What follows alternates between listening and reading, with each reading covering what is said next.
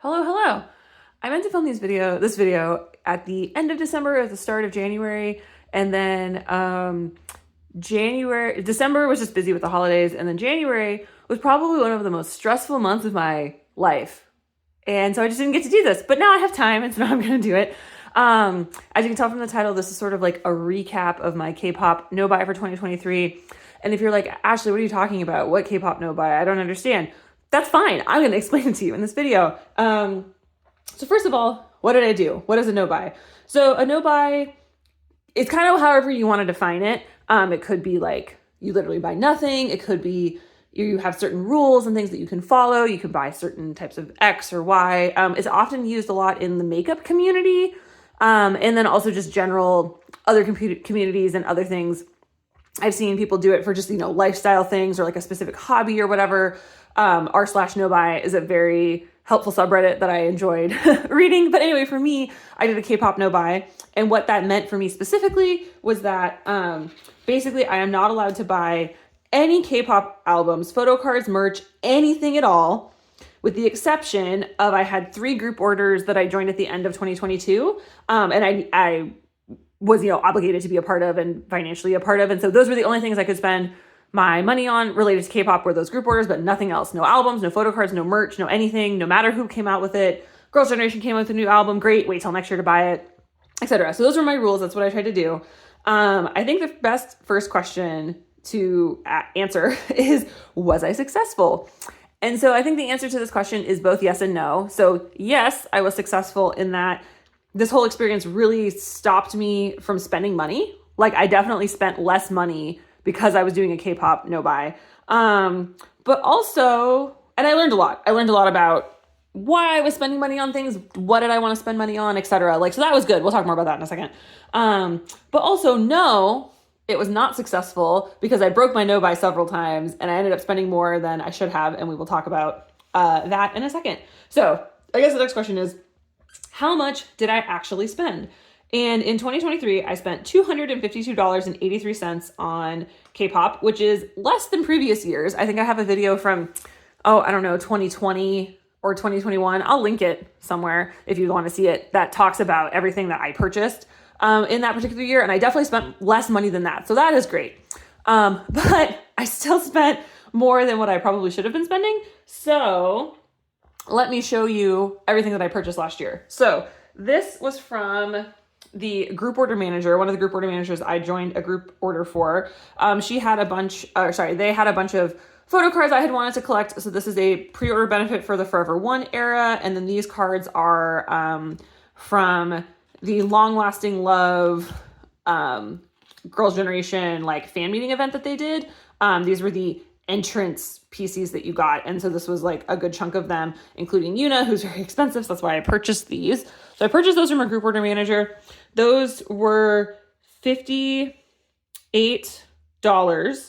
And then I had joined a group order on Instagram for Got the Beats S Minis for Taeyeon and Hyoyeon. It came with their photo cards, which I didn't pull out, but I got those. Those were $24 in cost. So that was just cost for those. 58 was just cost for these, which is very, it sounds expensive, but that was very reasonable for these. Each card was $8 to $10, which is very typical. These were $24 for the both of them.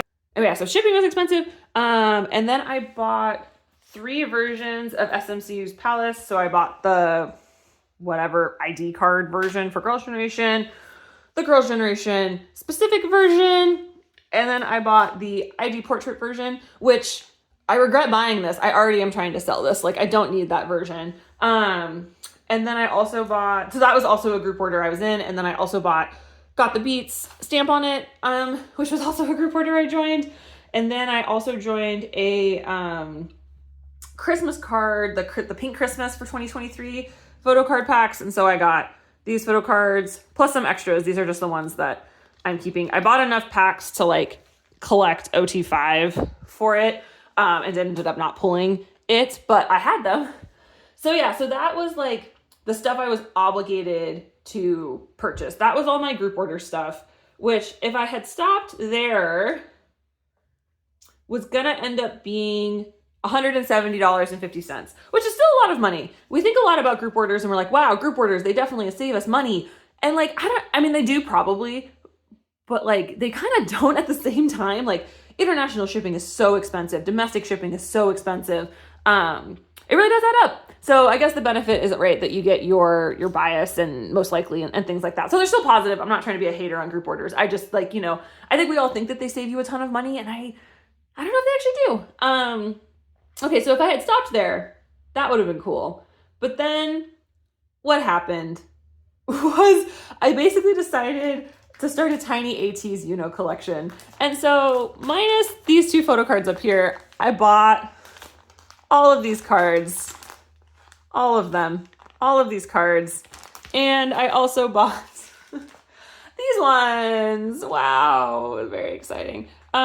So that also happened last year. The other thing that I purchased that I don't currently have is 2PM had their 15th anniversary last year, and they were doing merch. And so I bought a Nikun standee. I will put a picture of it here of what I purchased because I like those kinds of acrylic standees. So yeah, so I broke it a little bit for other groups, and I don't feel too bad about it, honestly. But yeah, so anyway, that is everything that I bought last year and how much I spent on it. It should have been way less than it ended up being, is really like the summary. All right, what did I learn? So let's talk a little bit what I've learned.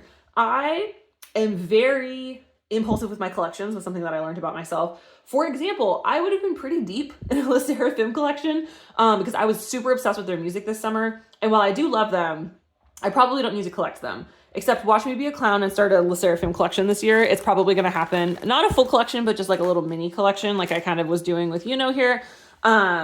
I feel like that's going to happen. But regardless, there's that. I am very easily influenced. That is how I ended up with a collection. My friend Erin is a wonderful influencer. I've enjoyed a lot of the ATEEZ music recently and the content, and she just has easy access to photo cards, and they're very cute, and they're so cheap, and it just kind of happened.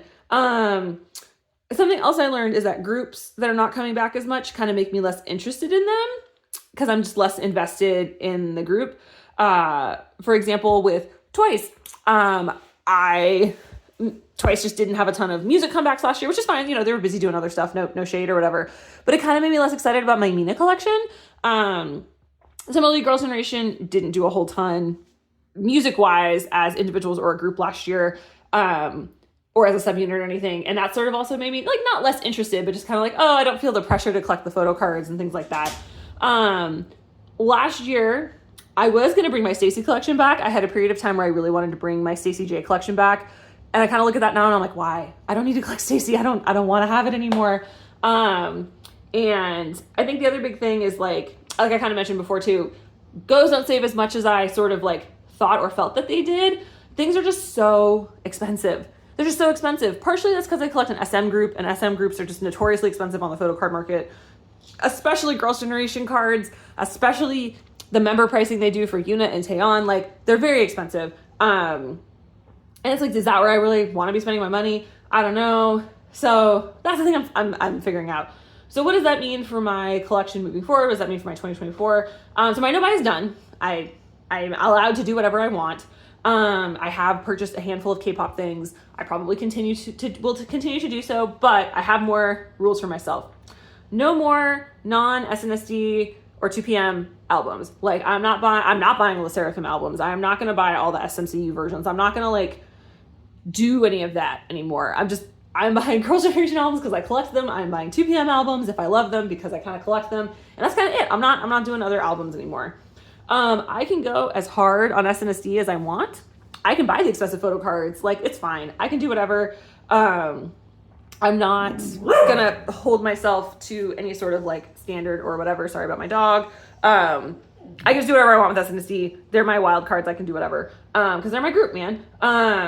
When they do SMCU Palace stuff again, if they do that, which hopefully God they won't for a while, I'm only gonna buy the SNSD versions of stuff. I'm not gonna buy any of the like portrait ID whatever versions, just the like little versions there. I'm gonna probably not do this, but no new collections in 2024. No new ones. I'm not starting any new ones. Every new collection I've basically almost sold by now, and so it's kind of like, why do that? Except maybe I will do my little baby Le Sserafim collection that I'm thinking about doing, but ideally no new collections in 2024. I'm gonna pause my Mina collection, my Twice collection. I'm not gonna sell it because I sold it last time and then I regretted it. And so I'm not going to do that, but I am going to pause it. I'm going to get one more photo card that I've been missing forever from More and More era, and then I'm just going to wait. And I'm going to see how I feel. And if I want to keep collecting or if I want to stop it there or whatever. The nice thing about Twice is it's very easy to go back and collect old eras.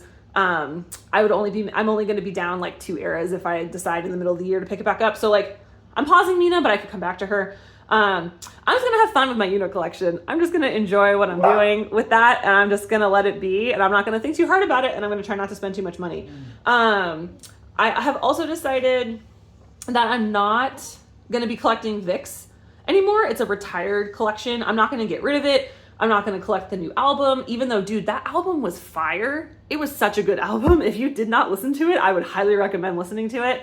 I'm a little tempted to collect basically like a 9-pocket page of Ken cards because he's the only bias I have that's left in Vixen now, plus a Leo and Hyuk card, but also like, it's fine. I'm just going to retire my Vix collection. I'm going to keep what it is. I will enjoy their music. I'm not going to keep collecting them though.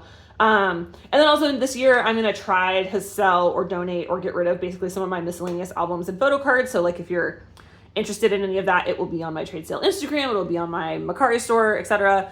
But yeah, that was kind of the summary of my K-pop no buy year plus my like plans for 2024. I don't think any of it's too surprising, hopefully, at least in terms of what is and isn't changing with my collection. But yeah, it's weird. I feel really weird about collecting K-pop now, and I don't know exactly what I'm going to do about it. Because I do still like it, but it's also just so much money for paper with a picture printed on it, you know, or like a CD, and I don't own a CD player. Like, it's interesting. It's interesting how my opinion really changed about that experience. So I don't know, I would recommend if you're a K-pop collector, taking some time and maybe doing a no buy or a low buy or just like really being strict about it. And you don't have to do it for a year. Like for me, I really needed the full year to get all these learnings and understandings and stuff. But like you absolutely can do like a 2-month no buy, a 3-month no buy, a 1-month no buy, and see how you kind of feel about stuff.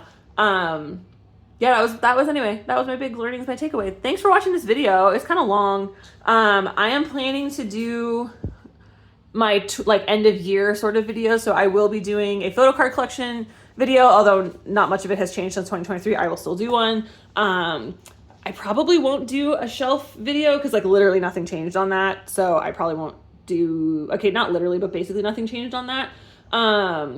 And actually I'll probably also do a video for my birthday. A friend of mine got me a A5 binder and a really cute little like fake photo cards. I forgot exactly what they're called. And so I'll probably do a video on that just to like show you it and just how I set it up and stuff. It was a really sweet gift. She did a very good job.